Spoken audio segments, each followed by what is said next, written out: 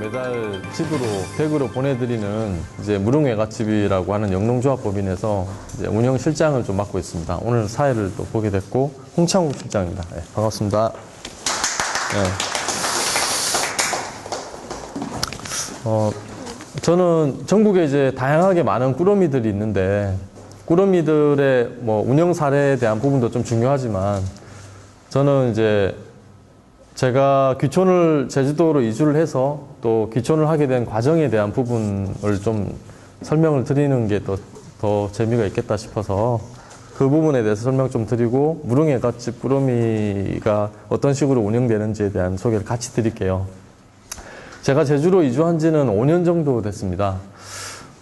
지금 이제 30대 후반의 나이인데 5년 전만 하더라도 제주도 이주하려고 하는 붐이 일지는 않았습니다. 근데 이제 제가 서울 생활을 한 10년 정도 넘게 하면서 가졌던 오늘 이제 꿈이라고 하는 부분인데 저의 꿈은 직장 생활이 아니고 이제 시간을 제 마음대로 자유롭게 쓰면서 생활이 유지될 수 있도록 하는 꿈이 좀 있었습니다. 어떻게 보면 이제 프리랜서의 전문직의 꿈이라고 할 수 있는데 전문직의 능력이 없으면서도 그 전문직을 꿈을 갖게 된 거죠.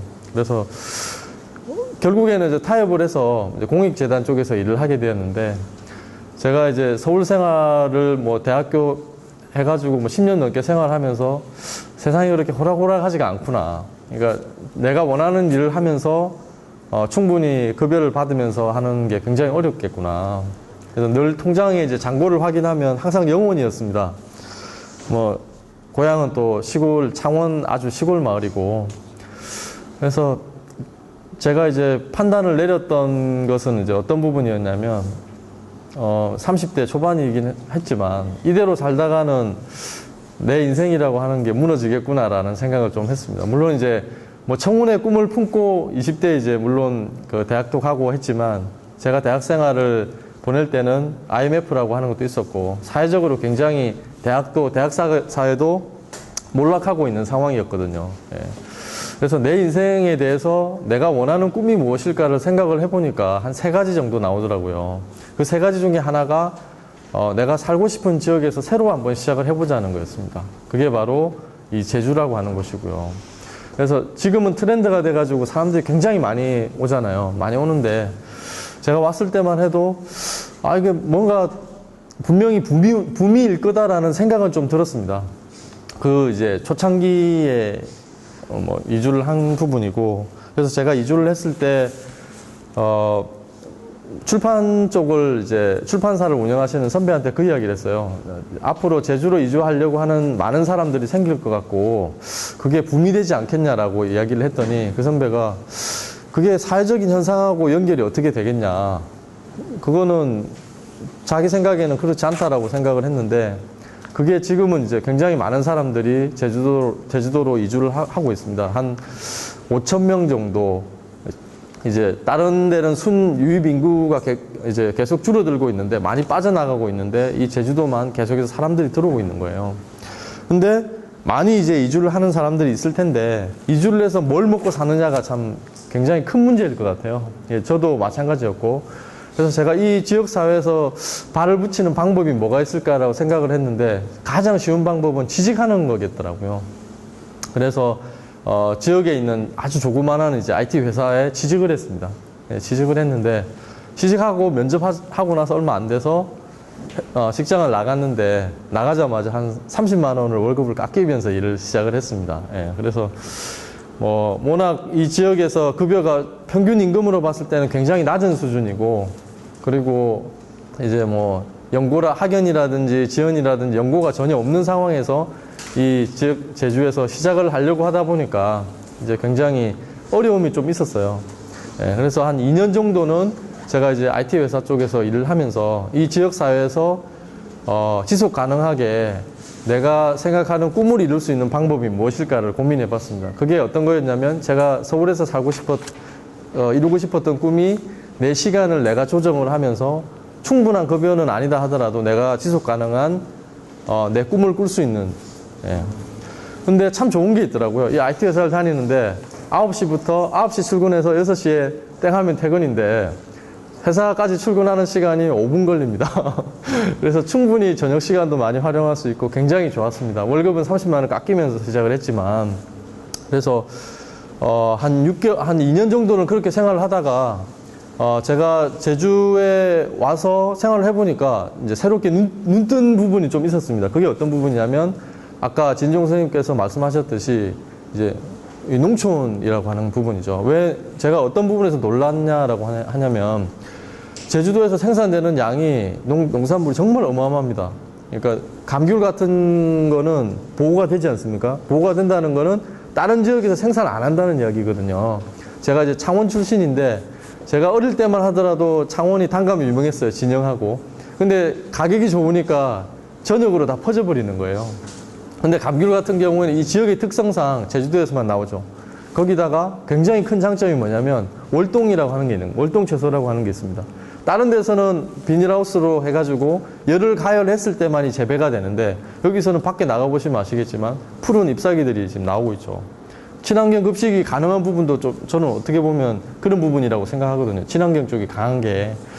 그래서 그런 부분이 굉장히 크겠다. 거기다가 이제 마늘 같은 경우에 전국 생산량의 한 10% 정도가 여기서 생산되고 월동 채소만 하더라도 엄청나게 많습니다. 뭐 쌈배추도 있죠. 그리고 비트 같은 뭐 특용작물이나 이런 부분들도 있죠. 한라산 고사리 있죠.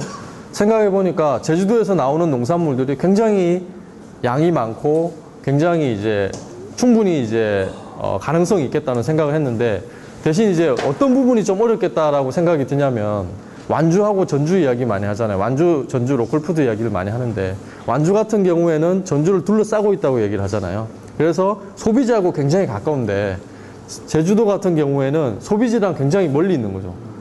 그러니까 지역 내에서 소비되는 농산물은 한정되어 있고 이거를 물류를 배를 태우다든지 비행기를 태운다든지 하다 보면 시간도 느리고 비용도 더 든다는 거죠.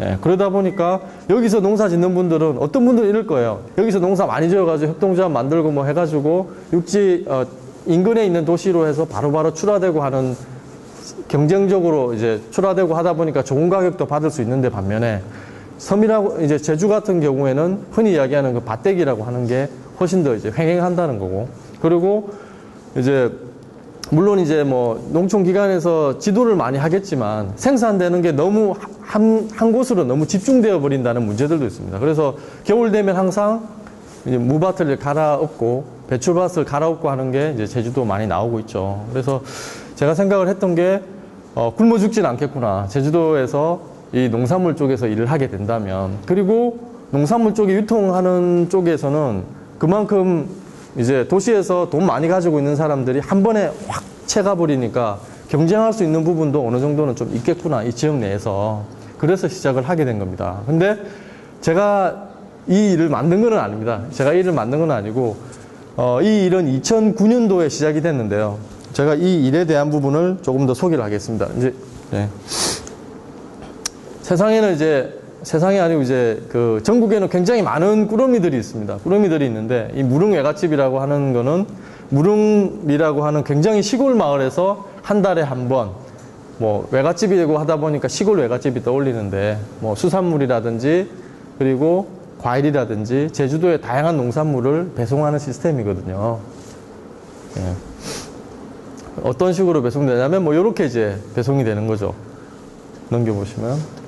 그래서 안에 어떤 게 들어가냐라고 하면 이제 뭐 이렇게 들어가는 겁니다. 굉장히 투박하죠. 지금은 이제 많이 바뀌었습니다. 패키지도 바뀌고 포장 방식도 바뀌고. 근데 이제 저희도 회원들하고 그 교류를 하게 되면 회원들이 딱 제일 중요하게 생각하는 게 두 가지가 있습니다. 제주도 하게 되면 그러니까 로컬푸드라고 하는 게 제주도의 꾸러미가 로컬푸드일 수가 없는 부분이 배송하는데 이틀이 걸립니다. 예, 거기다가 신선 채소를 담지를 못합니다. 예, 그런 한계를 극복할 수 있는 부분이 어떤 부분이냐? 제주도에서 올려보내는 쌈배추보다는 제주도에서 올려보내는 감귤이라든지 다른 지역에서 안 나는 것들이 많이 나온다는 거죠. 그래서 다른 지역에서 안 나는 것들을 배치를 하고 또 월동 채소 같은 경우에는 믿을만하고 그러니까 가정에서 신뢰하고 먹을 수 있다는 부분이고 요새 생협 같은 경우에도 얼굴 있는 생산자를 이야기를 많이 하는데 저희도 얼굴 있는 생산자를 표방을 합니다. 자, 생겨보시죠. 마을이기 때문에 그런 부분이 가능한 것 같고요. 이런 식으로 다른 데서도 마찬가지로 들어가겠지만 저희도 뭐 이제 들어가는 농산물에다가 어떤 사람이 농사를 짓고 이제 어떻게 배송하고 하는 걸 이제 깨알같이 이제 적어서 편지를 보내거든요. 근데 이제 요게 사실은 유튜브랑 연결이 되는데 이제 요새는 웹진이라든지 페이스북이라든지 많이 활용이 되니까 생산자의 인터뷰를 따가지고 그 인터뷰를 유튜브에 올리고 웹진으로 실어 나르고 페이스북으로 실어 나르고 하는 방법들을 많이 이용을 하는데, 그러면 이제 좀 더 가까이서 이제 생산자를 이 사람이 바로 옆에 있는 것처럼 많이 느끼게 되더라고요. 예. 그래서 1년에 이제 뭐 1년에 12번 연회비 해가지고 39만 8천원을 받고 지금 550명 정도한테 매달 보내고 있습니다. 제가 왠지 상품 홍보하는 것 같은데 그건 죄송한 부분이고요. 일단 소개를 하려고 하다 보니까 좀 넘겨주시면. 예. 그래서 뭐 다양하게 소개가 많이 됐어요. 처음에는 이제 저희가 원래 시작을 하게 된 계기가 2009년도에 제주올레하고 제주올레끼리 지나다니는 무릉1위하고 협약을 맺고 이제 이렇게 브랜드를 만든 거거든요. 예, 넘겨주세요. 그래서 뭐 이렇게 다양하게 들어갑니다. 지금은 많이 바뀌었는데 진짜 막 손해보면서 많이 들어가고요. 예, 다음. 예, 다음 넘겨주시면 페이스북이나 뭐 트위터 같은 걸 기본적으로 운영하고, 예. 사실 제일 많이 소통하는 건 전화입니다. 전화. 이제 핵심 고객은 이제 50대, 40대, 50대 아주머니들이고요. 그러니까 뭐 26명의 조합원 중에 24명이 농부고 23명이 무릉1위에 거주하고 평균 출자 금액은 200만 원 정도. 현재는 이제 3년이 좀 4년이 됐죠. 4년 지냈는데 한 550명 정도. 예. 넘겨주시죠. 제주올레는 이제 141올레 마을로 3파 역할을 해서 뭐 운영에 대한 자문이나 네트워킹을 홍보나 이런 부분을 좀 많이 해주시고 있고요. 예. 그리고 벤타코리아가 저희 이제 141올레 마을로 매칭돼가지고 이제 회사인데 이제 브랜드를 공동 제작했고 기업 회원들에 대해서 추가적으로 계속 가입을 유도하는 역할을 하고 있습니다. 다음. 예.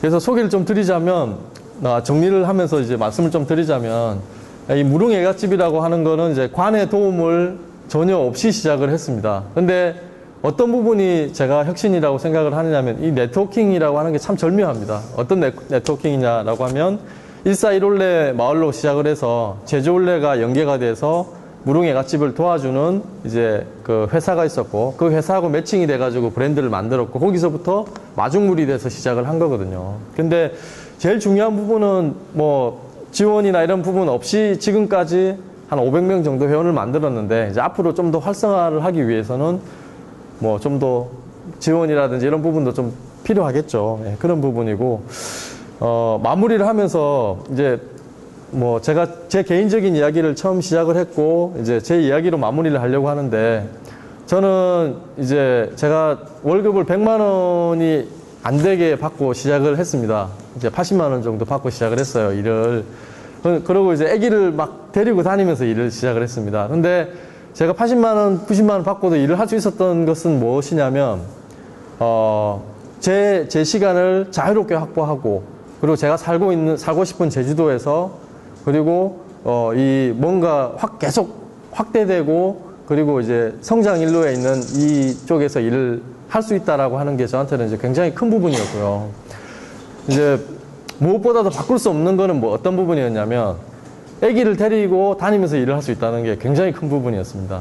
예, 그래서 그 부분에 있어서 저는 이제 굉장히 만족하고, 또 제주도에서 이제 일을 하고 있는 부분에서 이제 충분히 앞으로도 이제 가능성이 있다고 많이 생각을 하고 있는데, 혹시나 제주 농촌 쪽에 관심이 있으신 분들은, 예, 이 무릉애갓집 같은 이런 케이스가 농산물 유통의 또 새로운 방법일 수도 있을 것 같고, 저비용으로 해서 조금씩 퍼져나가는 이런 구조거든요. 이제 그런 꾸러미라고 할 수 있고, 그리고 혹시나 제주 쪽에 이주를 하려고 하시는 분들도 있으실 거예요. 그러면 지역사회 같은 경우에는 네트워킹이 특히 더 중요한 것 같습니다. 그래서 농촌 마을 같은 경우에는 특히 더 중요한 부분이고,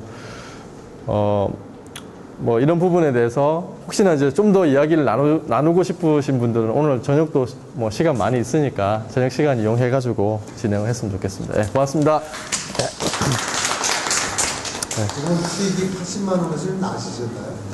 지금은 제가 이제 그 일을 그러니까 80만 원을 받으면서 홍보나 이런 네트워크 이걸 대행해 주시는 거예요? 아니면 아니요, 이제 제가 거의 이제 모든 일을 하는 거죠. 그러니까 그 도와주시는 마을 분들이 예, 도와주시는 많은 분들이 계신데 제가 이제 주도적으로 중심 역할을 하는데 이제 뭐 80만 원은 처음 시작했을 때 80만 원이고 그리고 이제 시간을 마음대로 자유롭게 활용할 수 있다는 거는 제가 그 시간에 다른 돈을 벌 수 있다는 거죠. 이 네트워크를 만들면서 저희가 이를테면 구매같이 회원들한테 어느 정도 수익을 돈을 받으시는 거예요?